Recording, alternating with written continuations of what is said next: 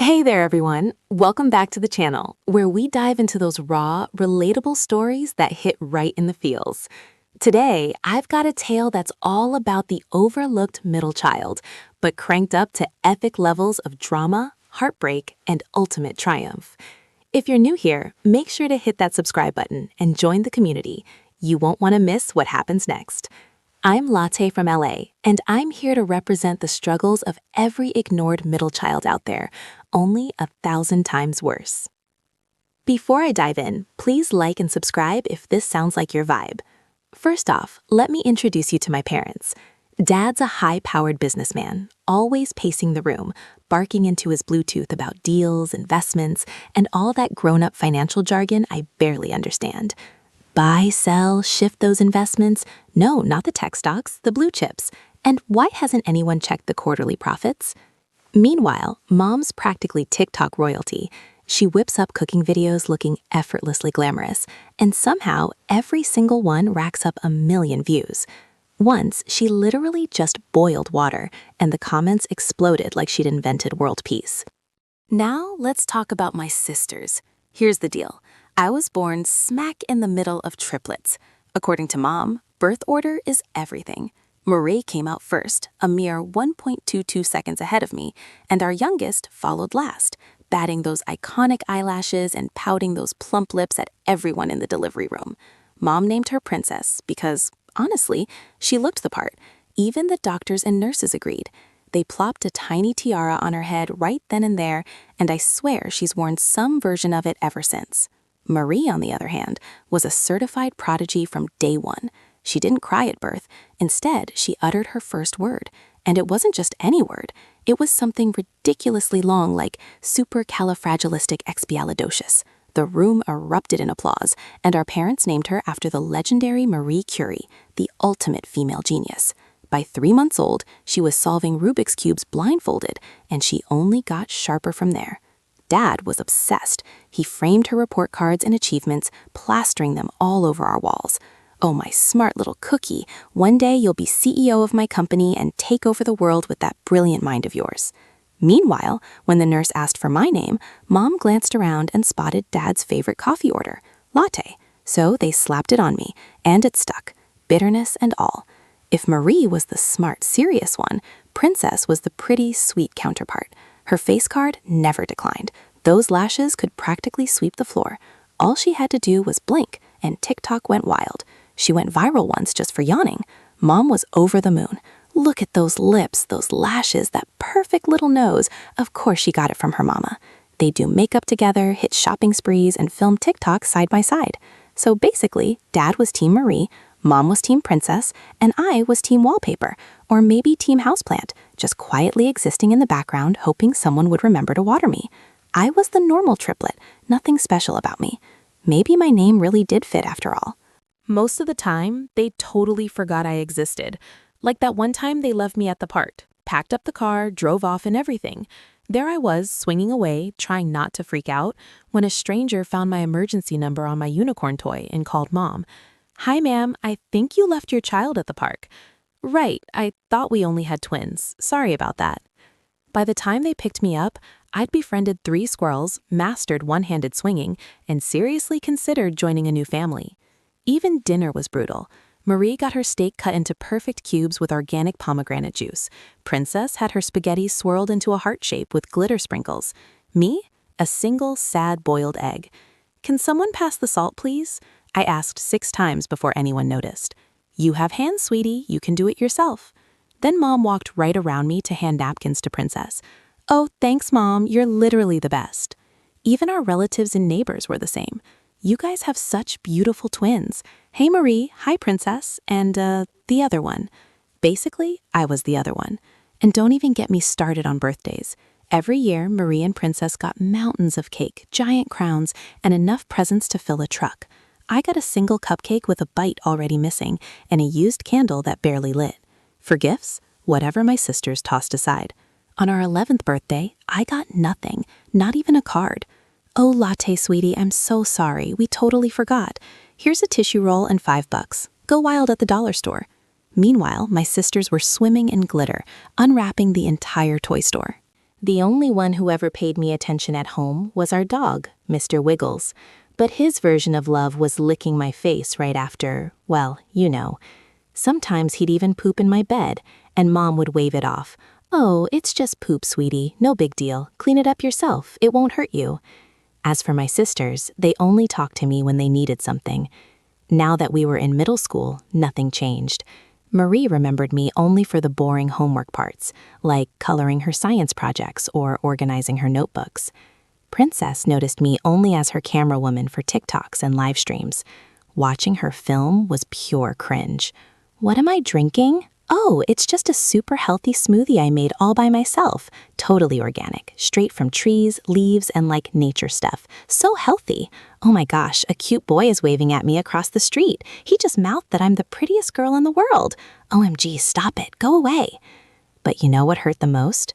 Whenever I got sick. One time, I was burning up with fever, struggling to breathe.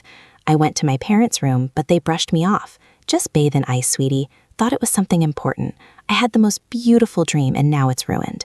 But if Princess coughed once, Mom did a triple backflip. Is my precious pumpkin okay? Should I call the ambulance? Marie sneezed and Dad parachuted in with orange juice. We heard a noise, sweetheart. Are you okay? Need anything? I'm studying, Dad. Please leave and close the window quietly. Sometimes I wondered, if I vanished into thin air, would anyone notice? The only time I felt truly seen was when Grandma visited. She'd sweep in with her sparkly slippers, hug me like she was squeezing out all the sadness, and slip extra cookies into my backpack. She'd sneak me new highlighters, draw silly smiley faces on my lunch bag, and tell stories where I was the hero, not just triplet number 2. When everyone else ignored me, Grandma taught me to make fancy drinks, especially coffees. A good cup of coffee can turn a lonely day sweet. Maybe she didn't want me resenting my name forever. And it worked. I grew to appreciate what latte means. Making drinks with her was my most special thing in the world. One day, I made coffee for my family, a personal brew I was super confident in. But they looked at the cups in disgust. Ew, what is this? You want us to drink that? I made it myself. If you could just try. Just get me my usual from my favorite coffee shop, OK Champ. I can't risk my taste buds on an unknown variable. Sorry. Princess pretended to sip and pulled a face for her live stream. Guys, I think I just tasted my villain origin story. I think I'm going to die. Somebody send help. But if you thought home was rough, school was a whole new level of pain. At school, Marie was that girl, the class president, straight A superstar, the one teachers asked for help. She answered questions before they were even finished. Everyone looked up to her like an academic goddess. Princess slayed the hallways in her trendiest outfits, like an actual royal. The whole school was obsessed. People followed her just to watch her blink or breathe. They had fans. I had haters. Seriously, their parents should have stopped at twins. She's got major third-wheel energy. Yeah, she's not even that pretty or smart. She's just there, zero aura, unlike her sisters. I bet she's adopted or something. Like, hello, we literally have the same face.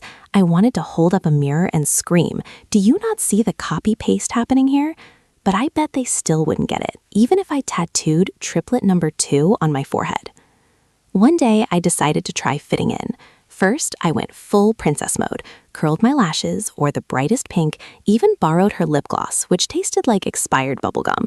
Imposter alert, her lashes are like 0.24 millimeters shorter. Nice try, fake princess. Oh, bless your heart, but you'll never be princess. There's only room for one queen here. The next week, I tried Marie's vibe, slapped on glasses, tied my hair in a tight bun, solved a tough math problem on the board. For 2 glorious minutes, people noticed me. But then the real Marie walked in and I vanished again. Can you sit down now? The real genius is here. At lunch, kids saved the best seats for Princess, extra desserts for Marie, and nothing for me.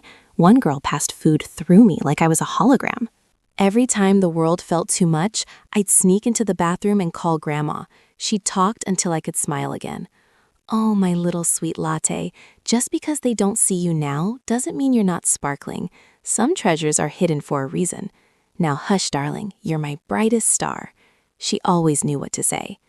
If you've experienced something like this, drop a comment below and share your thoughts with us. We'd love to hear your stories. But one day, everything changed. We came home and Mom was ugly crying for the first time. Grandma's gone, Latte. She had a heart attack. She didn't make it.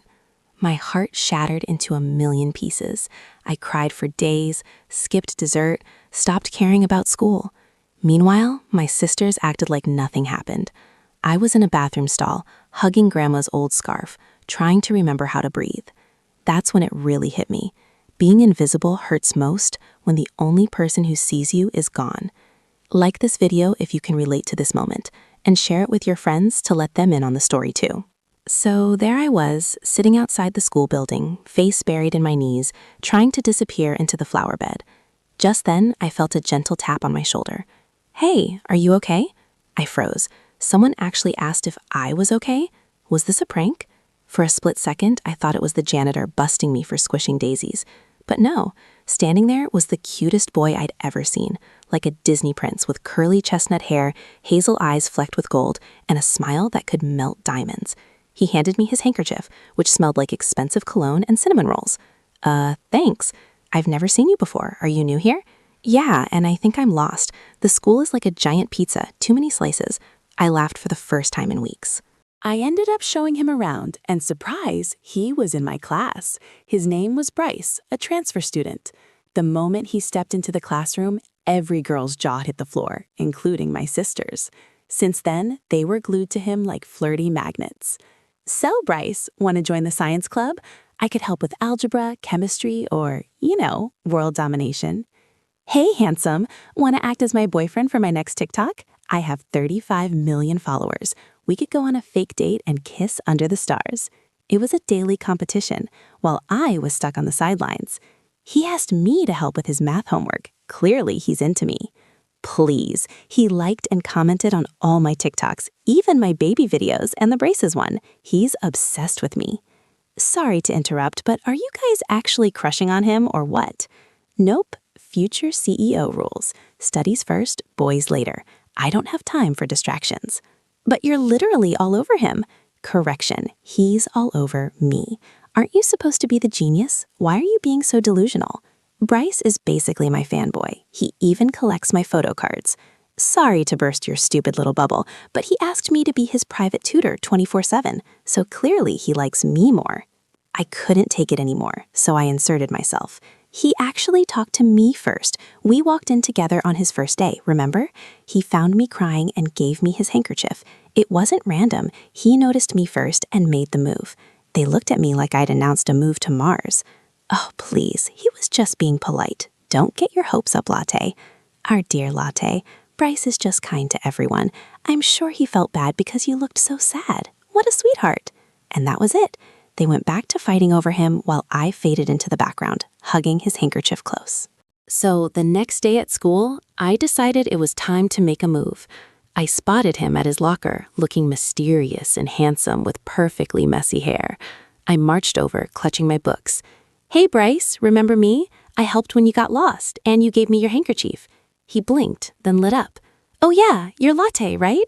You were really helpful that day. Thanks again. I probably would have ended up in the janitor's closet without you." "Oh, yeah, I get lost all the time too. Like last week, I walked into the boys' bathroom by accident. So you're welcome. Do you know if the cafeteria food ever gets less weird? Maybe on pizza day, but most days it's a mystery. I bring emergency snacks just in case." We chatted a few more seconds before the bell. After that, he'd wave or smile whenever he saw me.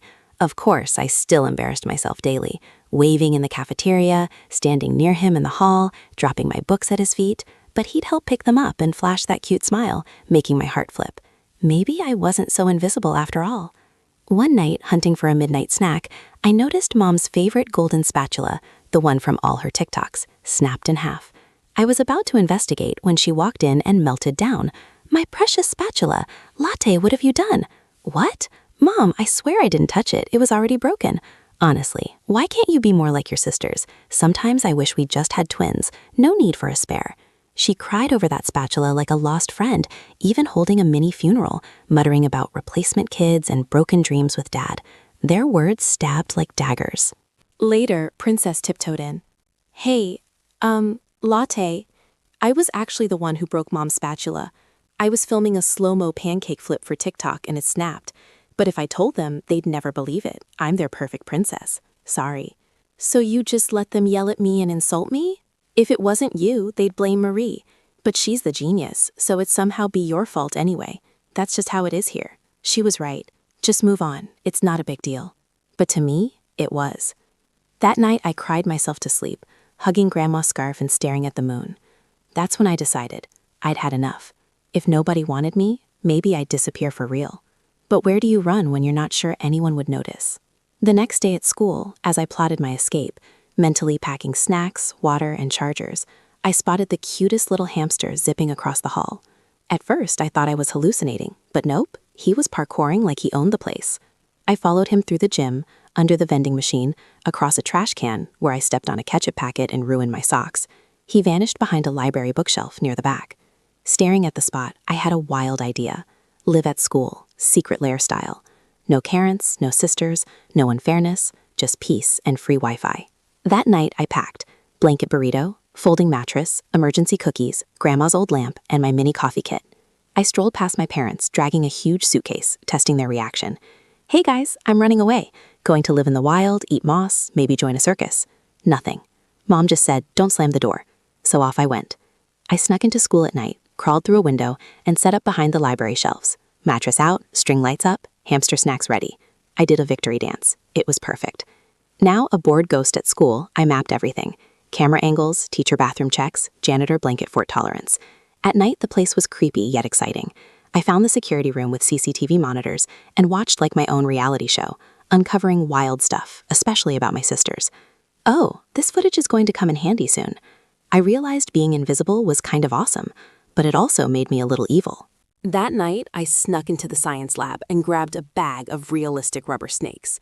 Next morning, I planted them under the mean kids' chairs, each taped to invisible strings leading to my desk, my masterpiece. Before class, I sat innocently. Did someone forget to take out the trash? Oh wait, it's just Latte, the ugly triplet. Yeah, why are you even here? Nobody cares unless you're Marie or Princess. Careful, girls. Some say the universe bites back, and it has fangs. I tugged the string. Snakes slithered out. Screams echoed. Told you not to mess with me.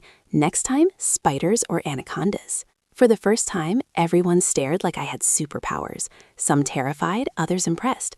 Can you summon snakes? Are you half human, half snake? That's so cool. If you insult me again, the snakes will know. For once, I felt powerful. That night, fueled by my bad girl rep, I plotted more. Swapped chalk for color-changing markers. Lessons became rainbow raves. Glued googly eyes to doors. The school felt alive. My legend grew. Whispers in halls. I added smoky eyeliner, spiky bracelets, a lost and found leather jacket. Suddenly, everyone thought I was cool. Even the lunch lady gave me an extra meatball. But my sisters hated it. They cornered me at lunch. What is happening to you, Latte? You used to be normal. Now you're embarrassing. So you're a bad girl now. You look like a raccoon in that eyeliner. Sorry, I can't hear you over everyone actually paying attention to me. Jealous much? Jealous of what? Getting attention for trouble, whatever helps you sleep. You wish you could go viral for something other than being a disaster. Your pranks are cringe. Try harder. I couldn't take it, so I hit back. Oh, Marie, maybe stop stealing answer keys from the teacher's office if you want to keep your genius rep. And Princess, nice try hiding that butt rash. Right then, I posted their embarrassing footage for everyone to see. Their faces were priceless. But after days of them getting roasted and ghosted, I felt awful. They were invisible now, and it hurt to watch. Being the bad girl lost its sparkle. Later, at my locker, Bryce showed up. Hey, troublemaker. Hey, Bryce. He leaned in. You went full savage mode, huh? Saw your pranks. They were a lot. Guess people finally noticed me. But is that what you want? I kind of like the old you, the one who helped lost kids like me. That hit hard. Suddenly, the hurt spilled. You don't get it. All my life, I've been invisible. Nobody picks me. I'm the extra triplet, the backup. It sucks, Bryce. I just want it to matter, even if it meant being evil. He looked at me like he really saw me. Well, I notice you. You're impossible to ignore. My cheeks burned. I tried to play it cool, but inside, I was melting. Hey, want to see something cool? I grabbed his hand, dragged him to the library. Welcome to my secret lair. No parents, no sisters, no drama. Just books, coffee, and fairy lights. I don't think you're allowed to live here, but this is pretty cool. I know, sit. I made him a cup. My hands shook. He sipped. Hold up, did you put magic in this? This coffee slaps, tastes so good. It was the first validation for my coffee. I felt like bouncing on clouds. It's my thing. Started with grandma when I was little. Made me feel less invisible. Well, here's to you. You're not invisible to me. Since then, Bryce and I got closer, talking between classes, sharing snacks, sneaking him coffee. My sisters weren't happy. I felt their jealous stares. It wasn't long before they cornered me. You think you're the main character now because you slapped on eyeliner and hung out with Bryce? Newsflash, he's nice to everyone, especially sorry losers like you. Don't let it go to your head. He DM'd me first. I rejected him. Enjoy my leftovers. Let's be honest, he's motivated by pity. Some guys like projects, and you're not exactly an academic or aesthetic standout. Oh, and you think we forgot you exposing us? Revenge is coming. Trust me, it'll be iconic. I snapped. You two are just pressed because someone noticed me instead of you. And worse, he's your crush. Sorry, princess, but not every boy wants to be your TikTok prop. And Marie, maybe Bryce is sick of girls who act like calculators. Girl, you're so delulu. Keep dreaming. Yeah, don't come crying when your heart breaks. I rolled my eyes and walked away. Inside, I felt like I'd finally won. One night, sneaking past the admin office, I heard the principal on the phone, sounding sketchy. I peeked.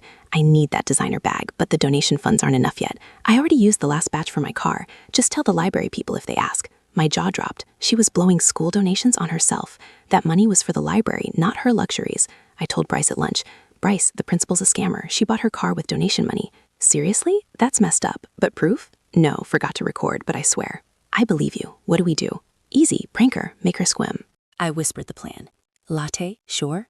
It's kind of illegal. Cat poop isn't illegal, plus she deserves it. Fine. If caught, you owe me a year's coffee. Deal. That afternoon, we skipped class, collected cat poop around campus, found her car, picked the lock with a bobby pin, and spread it on her seats, trying not to gag or laugh. As we snuck away, footsteps, the principal. Bryce panicked, pulled me into the back seat. We squished together, barely breathing, not just from the poop. His face was inches away. I could count his freckles. She grabbed her wallet and left without noticing. Coast clear, he grinned. That was close. I mean, us getting caught. Not that I'd mind getting stuck with you again. I shoved him, blushing hard. Next day, still replaying it and blushing about his face, the intercom buzzed.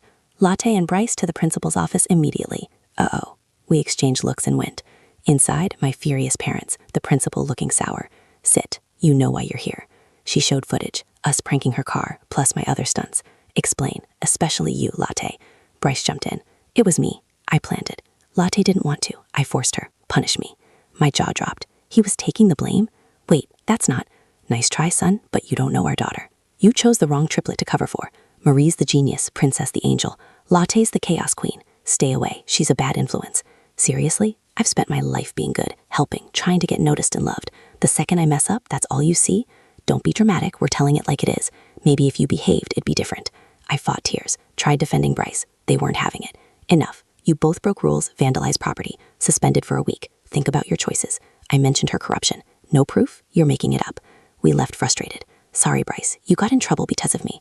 Don't worry. I've got your back. His words comforted me. I broke down, spilling everything. Family ignoring me, trying to be good, invisible, rebellious. Nothing worked. I was done. That's when I decided, moving out for good. Bryce offered his place. I wanted to say no, not be a burden, but where else? I left. No more fitting in or waiting. I was choosing me.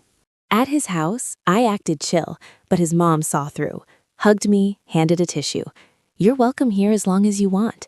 If hungry, dinner's in 10. His dad fist bumped. Don't worry about anything. I helped set tables, do dishes, fold laundry, every little thing. Someone noticed. Then the coffee. I made it for everyone. Bryce, parents, neighbors. Actual compliments. Best cup I've had all year. You put coffee shops to shame, kiddo. One morning, Bryce's dad said his boss was coming for a big meeting. The house prepped like royalty. I saw fancy coffee beans, but thought nothing. When the boss arrived, they asked me to make coffee.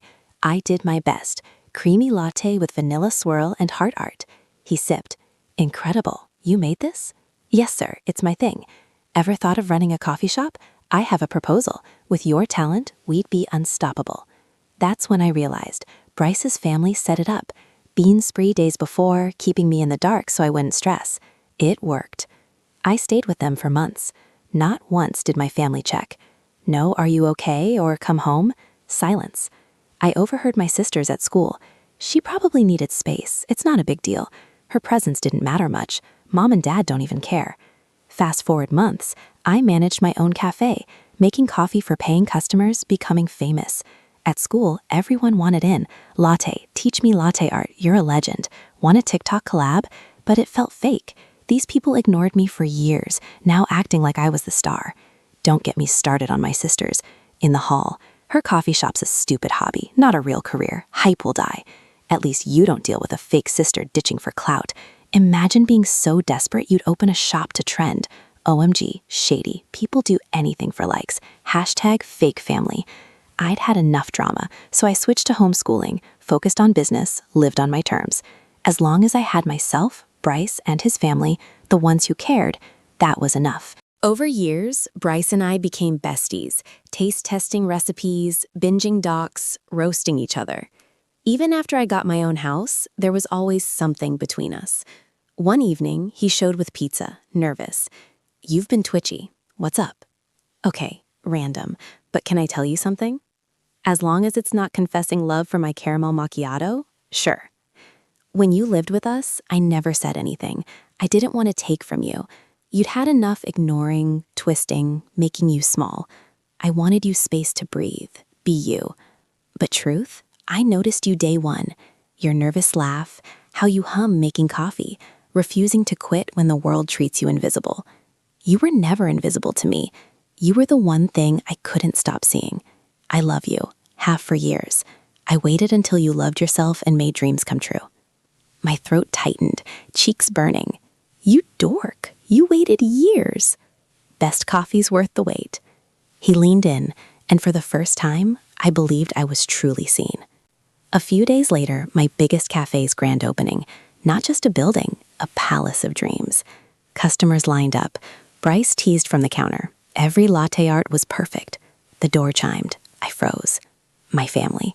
Mom in her dress, Dad in his suit, Marie with books, Princess with lashes. I braced, but they joined the line quietly. Their turn. "We'll each have your favorite. Surprise us. Latte." That word didn't sting. I made caramel latte with cinnamon for Dad, bold espresso for Mom, hazelnut mocha for Marie, strawberry foam for Princess, my best. They sipped, smiled. Their eyes hit the wall. Grandma's scarf, framed with a plaque. "For the one who taught me love can be poured into a cup. Thank you, Grandma." Mom broke, tears flowing. Dad wiped his face. "She always believed in you, and we never did. I'm so sorry. You built this without us. It feels wrong to say we're proud after what we did. I should have loved you the same, but I didn't. Left you fighting for scraps. I'll regret it forever. I failed you, Latte. I'm sorry." Marie leaned in, voice trembling. "Latte, I've carried guilt for years. Thought you'd always come back because we're triplets. That bond meant I didn't have to try. Selfish. I was jealous, made you small. I'm sorry." Princess dabbed eyes, glam gone. "Me too. I pretended you didn't matter, but I envied you. You didn't need filters or followers to be real. Scared of losing spotlight, I pushed you away. Thought you'd return because we're 3 parts of one whole, but you didn't. It broke me. I'm so sorry." For once, they weren't the genius or princess, just my sisters. I sat with them, coffee in hand. For years, they never tasted my work, now sipping like it was the sweetest. Maybe not the drink, but what it meant. They saw me. Mom's tears, Dad's hands, Marie's guilt, Princess's honesty. They weren't perfect, never would be, but no pretending.